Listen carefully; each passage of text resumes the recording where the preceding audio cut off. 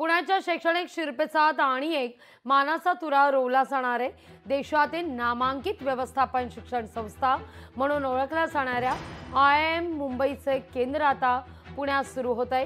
केंद्रीय नागरी उड्डाण आणि सहकार राज्यमंत्री मुरलीधर मोहोळ यांनी मांडलेल्या प्रस्तावाला संस्थेच्या डीन कमिटी आणि त्यानंतर अकॅडमिक काउन्सिलने देखील याला परवानगी दिलेली आहे। आपल्या सर्व पुणेकरांसाठी एक आनंदाची बातमी आहे। एक अभिमानास्पद अशी बाब ती म्हणजे मुंबई IIMचं केंद्र आता पुण्यात सुरू होत आहे। इंडियन इन्स्टिट्यूट ऑफ मॅनेजमेंट याचं केंद्र पुण्यात होणं ही आपल्या सगळ्यांसाठी निश्चितच एक समाधानाची आनंदाची बाब आहे। आणि मला हे सांगताना आनंद वाटतो।